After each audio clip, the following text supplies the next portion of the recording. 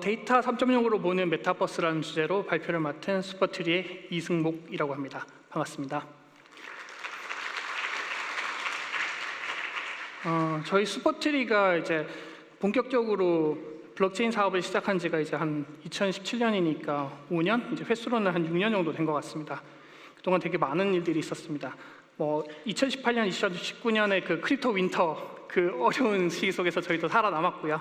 특히 작년 1년 같은 경우는 NFT다, 메타버스다, 그리고 최근에 테라 사건까지 정말 롤러코스터처럼 하루하루를 되게 익사이팅하게 지냈던 1년이었던 것 같습니다. 내일이 어떻게 될지 모르는, 그리고 막 하루하루가 급변하는 이런 얼리 스테이지 상황에서 미래 전략이라던가 이런 부분을 오늘 이야기하기에는 좀 이른 것 같고요. 저희도 사실 그래서 오늘 발표 자료도 사실은 전문가로서 뭔가 해답을 이야기하는 것들이 아니라 지난 5년간의 저희 서비스를 진행하면서 저희가 이제 블록체인을 보는 관점, 그리고 저희가 5년 동안 서비스를 하면서 저희가 알게 됐던, 그리고 저희 실제로 서비스를 하면서 느꼈던 것들을 공유하는 자리라고 생각해 주시면 좋을 것 같습니다. 그 테라 루나 사건 이후로 좀 침체기를 겪으면서 많은 분들이 디지털 에셋, 그러니까 가상 자산 자체의 그 가치에 대해서 의문을 가지시는 분들이 많습니다. 그래서 대부분 이런 것들이 이제 앞으로 지속 가능하냐, 하는 순간 사라지는 것이 아니냐라고 생각하시는 분도 많은데 저희는 좀 그렇게 생각하지는 않습니다. 저희 이제 슈퍼트리의 코어 멤버분들이 이제 게임 쪽에서 15년에서 20년 정도 경험이 있던 분들 위주로 구성되어 있다 보니까요. 저희는 이제 그 디지털 자산, 그리고 게임이 아이템이 가지는 이제 유저들에게 이제 가치를 가지는 것들, 그리고 그게 이제 한 사람의 유저가 아니라 그 커뮤니티 내에서 이제 거래가 되면서 아이템 거래 시장에서의 거래 규모와 이제 게임 자체에서 만들었던 매출 이상으로 했던 부분을 너무나 잘 알고 있었기 때문에 디지털 자산이 주는 가치, 그리고 그것들이 이제 트레이드블 가능하다는 부분에 대해서는 전혀 의문점이 없었습니다.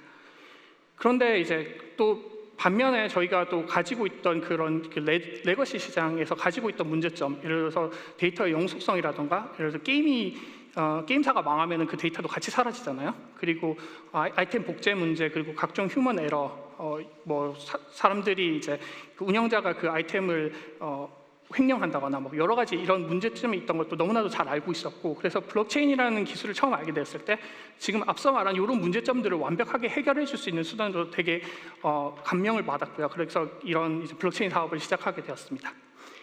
그런 관점에서 보면은 이제 저희가 웹3라고 하는 많은 부분에서 다루고 있는 좀 브로드한 부분에서 이제 공유 경제라던가 디파이라던가 어제 세션에서 많이 이야기되었던 다오 같은 부분보다는 저희는 사실 데이터 그 자체, 그리고 디지털 자산으로서의 소유권을 유저에게 준다는 부분에 좀 더 집중을 하고 있고요.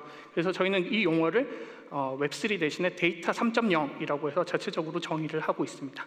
그리고 이 데이터 3.0을 구성하는 4대 요소로서 데이터의 앞 글자를 4개를 따서 DATA라고 해서 이렇게 핵심 키워드로 뽑아보았습니다. 근데 이 4가지 키워드에 대해서는 여기 있으신 분들한테는 너무나도 익숙하신 개념이기 때문에 짧게만 설명하고 넘어가도록 하겠습니다. 여기서 D는 이제 디센트럴라이즈, 탈중앙화의 D고요. 중앙화된 서버가 아니라 분산된 노드에 이게 저장되면서 기존의 이제 큰 회사나 이제 플랫폼이 가지고 있던 그 데이터의 소유권이 이제 유저들에게 간다고 하는 블록체인의 가장 핵심적인 요소 중에 하나고요. 두 번째 A는 어토미시티라고 해서 데이터의 원자성. 블록체인의 특징 중에서 이제 변경이 불가능하다라는 부분에 있어서 데이터에서 이제 그 고유성을 줌으로써, 데이터에서 고유성을 부여함으로써 그 데이터가 이제 원자성을 가지게 되고, 그 원자성을 가지게 돼서 이제 복제품과 진품을 구분할 수 있고, 그리고 이제 데이터 자체의 희귀성을 부여함으로써 디지털의 자산의 가치를 극대화하는 방향으로 활용할 수 있는 부분이 이제 데이터의 원자성이라고 볼 수 있고요. 세 번째로 T는 트랜잭션입니다. 요거는 이제 완전히 공개됐다는 부분이 기존의 데이터 2.0하고는 차별된 거라고 보시면 될 것 같아요. 그래서 그 기존의 데이터가 이제 공개되었지 않기 때문에 일어나는 데이터 조작이라던가, 아니면은 그 폐쇄된 데이터를 활용해가지고 막대한 불을 우렸던 거대 플랫폼 같은 것들이 그 불을 독심했던 부분이 이제 변경되어서 이 트랜잭션이 누구나도 접근할 수 있고, 이 접근된 이 트랜잭션 데이터를 활용해서 인사이트를 얻거나 혹은 주가 수익도 창출할 수 있는 상황이 될 것 같습니다. 그리고 마지막이 A가 이게 좀 다른 쪽에서나 이제 웹3 쪽에서 다루고 많이 이제 회자되고 있지는 않은 곳인데 저희는 제일 중요하게 여기는 부분 중에 하나입니다. 어트리뷰트 속성이라고 하는 부분인데요. 데이터의 속성 데이터가 이제 서버에 저장되는 게 아니고 데이터의 이제 메타 데이터 자체에 담기면서 이게 이제 서비스와 서비스를 넘나드는 인터오퍼러블한 상호 운영이 가능한 형태의 아이템으로서 그리고 디지털 자산으로서 작동을 할 수 있다는 부분이 저희가 보고 있는 가장 중요한 부분이고요. 이 부분에 대해서는 추가적으로 좀 더 설명을 드릴 수 있도록 하겠습니다.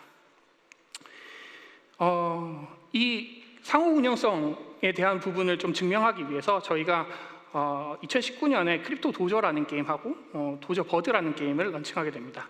그러니까 크립토 도저는 이제 코인을 떨어뜨려 가지고 인형을 얻는 단순한 게임이고요. 도저 버드 같은 경우는 플리피 버드라고 해가지고 이렇게 원 버튼으로 이제 장애물을 피하면서 키를 획득하는 게임입니다. 그래서 이 두 가지 게임을 런칭하면서 여기서 크립토 도저라는 첫 번째 게임에서 얻어진 인형들을 두 번째 게임인 도저 버드에서 활용할 수 있게 되면서 이제 좀 더 상호 운영성을 가져가고 그리고 그 캐릭터가 획득한 키가 다시 NFT로서 가차파트를 통해 가지고 캐릭터를 얻을 수 있는 그래서 이렇게 선순환 구조가 되는 상호 운영성 NFT를 저희가 게임을 만들었고요. 이 부분이 2019년에 아마 블록체인 게임을 이런 식의 상호 운영성 NFT에 대해서 이야기를 하다 보니까 당시에는 이제 그 블록체인 게임 자체도 몇 개가 없던 시절이거든요. 그래서 저희가 이런 부분을 증명한 것들에 대해서 좀 업계 회자가 좀 되었고 그래서 이 두 가지 게임 다 이더리움 게임에서는 1등을 차지하는 성과를 얻을 수 있었습니다. 좀 더 구체적으로 이런 상호 운영성 아이템 NFT가 어떤 변화를 일으켰는지에 대해서 좀 설명을 드릴 수 있도록 하겠습니다. 일단 두 개의 게임에 있어서 유저 애퀴지션 효과, 크로스 프로모션 효과에서 오거닉 유저들이 늘어나는 효과가 있었습니다. 그러니까 새로운 게임이 런칭했는데 거기서 뭔가를 얻었는데 이게 알고 보니까 이전의 게임에서 쓸 수 있는 거예요. 그래서 다음에 처음 게임을 받았던 유저들이 찾아서 그 전 게임으로 돌아오게 되는 이런 신규 유저 효과가 있었습니다. 약 1,500명 정도의 그 기간 동안에 더 많은 유저들이 들어왔었고요. 여기 숫자가 좀 작아 보이는 것은 그때 시장 상황도 있긴 하지만 이게 이제 공개된 트랜잭션 데이터이기 때문에 그 트랜잭션을 일으킨 유저의 숫자라고 생각하시면 될 것 같습니다. 실제적인 이제 모객은 그래서 여기서 4-5배 정도 더 많다고 보시면 될 것 같습니다. 그리고 두 번째는 이 반대입니다. 그러니까 저희가 이제 두 번째 게임인 도저버드를 런칭하고 일주일 지나서 이제 결제 데이터를 분석해 보니까 그 결제한 유저들의 73%가 이제 이전에 크립토 도저라는 게임을 플레이했던 유저들인 거죠. 그래서 다시 말하면은 그 크립토 도저의 열성 로열티 유저들이 다음 게임인 도저버드의 초반의 매출을 견인했다는 점입니다. 그리고 세 번째로 큰 차이, 이건 좀 당연한 이야기일 수도 있는데 크립토 도저라는 게임이 아까 말씀드렸지만 되게 심플한 게임입니다. 동전을 떨어뜨려 가지고 인형을 얻는 간단한 게임이고 버드 같은 경우는 날아서 이제 열쇠를 얻는 게임인데 이것들이 상호 연관되면서 그 도저에서 얻었던 인형을 이렇게 하면서 플레이의 목적성이 좀 더 다양해지고 콘텐츠가 확장하는 역할을 가지게 됩니다.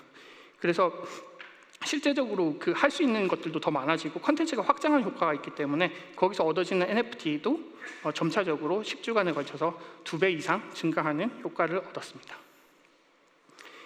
마찬가지의 이유로 유저의 행동 패턴, 플레이 패턴이 다양해지다 보니까 할 수 있는 것들이 많아지니까 자연스럽게 플레이 시간이 늘어나고 그 플레이 시간이 늘어남에 따라서 프로덕트 라이프 사이클도 함께 증가하는 효과를 얻을 수 있었습니다. 그래서 출시 전주와 대비해서 약간 75.2%의 그 성장을 이루었고요.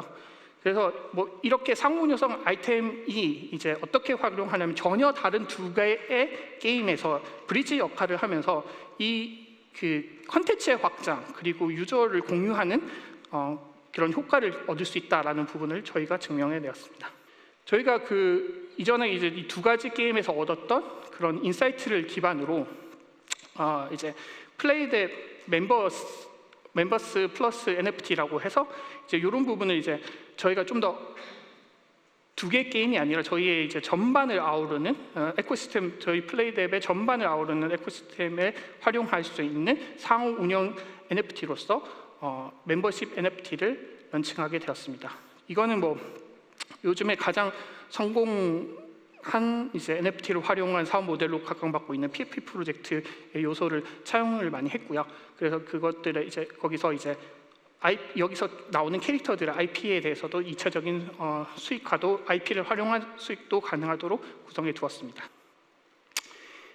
그래서 그 멤버십 NFT라고 하는 이 상호 운영성 NFT는 저희가 이제 크게 마켓플레이스를 운영하고 있고 이제 조만간 이번 달에 런칭할 이제 토너먼트라는 두 가지의 큰 서비스 축을 가지고 있는데 여기에서 이제 이 멤버스 플러스 NFT는 두 개 다의 혜택을 가질 수 있게 됩니다. 그래서 토너먼트 서비스에서는 예를 들면 참여 티켓을 얻을 수 있다던가 저희 마켓플레이스 내에서는 수수료를 절감받을 수 있고 수수료를 할인을 받을 수 있거나 특별한 드롭스에 참여할 수 있는 권한을 받게 되거나 뭐 다양한 이런 서비스에 대한 혜택을 받을 수 있습니다. 그리고 저희가 직접 제공하는 도저버드와 이제 신과 함께 등 저희가 직접 인하우스에 하고 있는 게임들뿐만 아니라 저희 파트너들사와의 게임들에서도 혜택을 주게 됨으로써 이게 아까 말씀드렸던 크립토 도저에서 일어났던 그런 상호 운영성에 있었던 여러 가지 혜택들이 저희 시스템 전반에 있어서 저희 파트너사를 포함해서 이제 상호 서비스가 연계되는 방향으로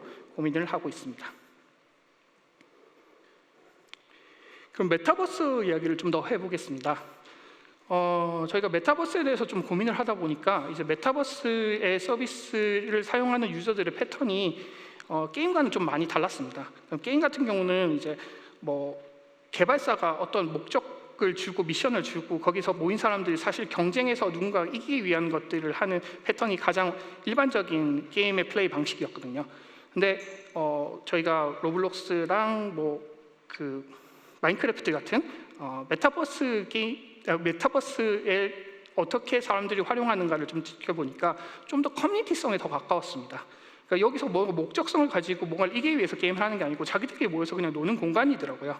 그래서 그 시간을 보내고 뭔가 목적이 있어서 막 하고 있는 게 아니에요. 그래서 그 사람들이 막 모여가지고 그러다 보니까 걔네들이 자기들에게 의미 있는 공간들을 만들고 그것들이 더 의미 있게 메타버스에서 작동을 하고 있었습니다. 그래서 저희는 메타버스라는 것들이 뭐 사람들마다 다 정의도 다르고 지금 생각도 다르시겠지만 저희가 보는 메타버스에서 가장 중요한 것은 유저가 직접 그 콘텐츠를 생성하고 활용하고 그 유저 간의 상호소통으로 인해서 스스로 만들어가는 세상이 메타버스가 현재 저희가 말하고 있는 메타버스가 아닌가라고 생각을 하고 있고요. 이런 부분이 작년에 이제 NFT와 블록체인의 열풍과 함께 맞물리면서 유저들이 메타버스에서 만들어낸 그런 디지털 자산들 엄청나게 만들어냈던 그런 유저들이 유저 크리에이티드 컨텐츠 자체, 유저 제너레이티드 컨텐츠 자체가 자산화되고 이것이 디지털 가상 경제와 맞물리면서 지금의 메타버스의 열풍을 낳고 있지 않나라고 저희는 분석을 하고 있습니다. 그런 의미에서 저희가 이제 로블록스라는 부분에 로블록스 게임을 좀 더 집중해서 파보았고요. 2년 전부터 저희가 이제 로블록스라는 플랫폼과 이제 유저들의 패턴을 연구하기 위해서 거기에서 별도의 플레이뎁 랜드라는 곳을 만들게 됩니다. 그래서 거기서 이제 보시면은 하이드앤시크라는 미니 게임들 같은 것도 4-5개 정도 있고요. 말고도 저희의 파트너 사람들의 실제 이제 오프라인에서 있는 것들을 집에서 오른쪽 같은 경우는 이제 삼성과 이제 협업을 통해서 에버랜드 실제 있는 에버랜드 뭐 티익스프레스라던가 저 밑에는 솔리스자 같은 뭐 여러 가지 실제로 있는 것들을 그대로 현실을 반영해서 넣어서 별도의 플레이스 공간을 만들었습니다. 그래서 플레이뎁 랜드와 저희가 에버랜드 테마파크 이 존들을 이제 상호 운영할 수 있게 상호 이동할 수 있게 중간에 이제 버스 같은 것들을 만들어 가지고 포탈처럼 활동하면서 여기서 플레이를 하다가 저쪽에 가서 할 수 있고 그러면서도 공통의 아이덴티티를 가지는 것들이 이제 유저들에게 어떤 의미를 주느냐 그리고 이것들을 좋아하는 건가라는 부분에 대해서 많은 이제 서비스 시도를 해보았습니다. 그리고 저희가 이거를 보면서 지금까지는 제가 지금 말씀드린 것들이 대부분이 이제 온라인에서 일어나는 상호 운영성에 대해서만 설명을 드렸는데 이것들을 오프라인으로 확장할 수 없을까라는 생각을 통해서 이제 여러 가지 또 이 부분도 시도를 하고 있습니다. 그래서 아까 조금 전에 말씀드렸던 플레이뎁 랜드 메타버스 내에서 삼성 에버랜드를 모티프로 한 지역을 제작했고요. 그래서 여기서 유저들이 저희가 지정한 여러 가지 연계 미션들을 수행하면 거기서 디지털 바우처를 얻을 수 있고요. 그 디지털 바우처는 저희 플레이뎁으로 와서 NFT로 변환을 하던가 아니면 실제로 오프라인 에버랜드로 가서 이제 Q 패스나 자유이용권 등으로 변경 가능할 수 있도록 오프라인에서의 사용성까지도 저희가 지금 확장을 한 상황입니다. 실제로 7월 달부터 한 달 반 정도 이벤트가 진행되었고요. 그때 이제 큐패스하고 자유이용권은 3,500개 정도, 그리고 막 전체적으로 여러 가지 음식을 먹을 수 있는 쿠폰이라든가 이런 것까지 다 합치면 1만 개 정도 이상이 사용되면서 실제로 이제 온라인에서 일어났던 여러 가지 행동들의 패턴이 이제 오프라인까지도 연결될 수 있구나라는 생각을 이런 것들을 증명해내었습니다. 저희의 이제 멤버십 NFT도 좀 말씀을 드렸는데 그런 것들도 이제 오프라인에서 만들 수 있는 실제로 제작해서 연결할 수 있는 다양한 부분도 상호 운영성에 대해서 고민을 하고 있습니다.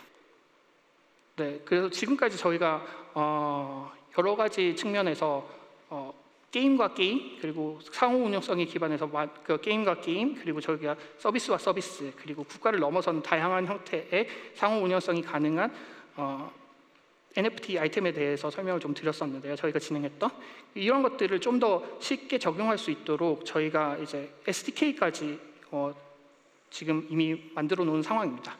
그래서 그거를 기반으로 해서 4분기에는 좀 본격적으로 저희의 이제 생태계를 확장할 수 있는 방식으로 이제 파트너를 지금 함께 하려고 노력하고 있습니다. 그래서 혹시 관심이 있으신 분들이 있으시면 여기 biz@playdev.io로 연락을 주시면 저나 저희 제휴팀이 열심히 팔로우하도록 하겠습니다. 그러면 긴 시간을 주셔서 감사합니다. 네, 이승모 기사님 좋은 발표 감사합니다. 저희가 그러면 질문을 좀 몇 가지를 드렸으면 하는데요. 질문 바로 띄워주시죠. 현재 게임업계에서 플레이뎁이 제공하는 것과 같은 NFT 및 상호 운용되는 성격을 가진 게임에 대한 인식은 어떠할까요? 질문 올라왔습니다. 답변 부탁드립니다. 네, 일단 게임업계 자체에서는 개등에서 이제 한국에서는 이 서비스를 금지하고 있기 때문에 한국에서는 서비스가 안 되고 있는 분행이도 안 되고 있는 상황이고요.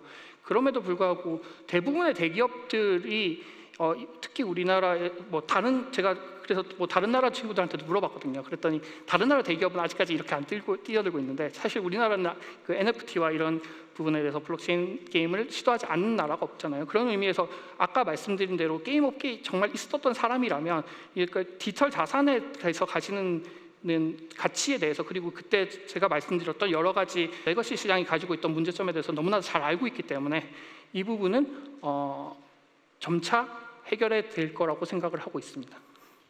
네, 좋은 답변 감사합니다. 저희가 하나가 더 있는 것 같은데요. 네, 게임 간의 상호 운영이 미리 허가나 협의받지 않은 게임 간에도 가능한지 궁금합니다. 이런 질문이 올라왔네요.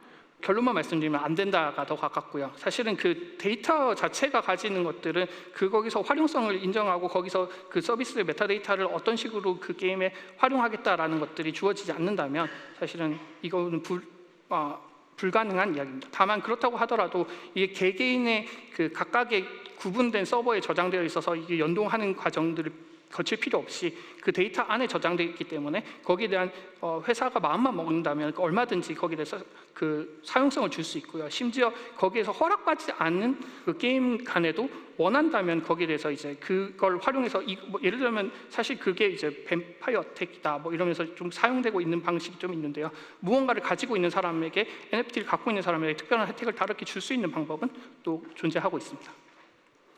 네, 좋은 답변 감사합니다. 여기까지 질문이었던 것 같습니다. 시간 관계상 여기서 마무리하도록 하겠습니다. 다시 한번 큰 박수 부탁드리겠습니다. 고맙습니다. 감사합니다.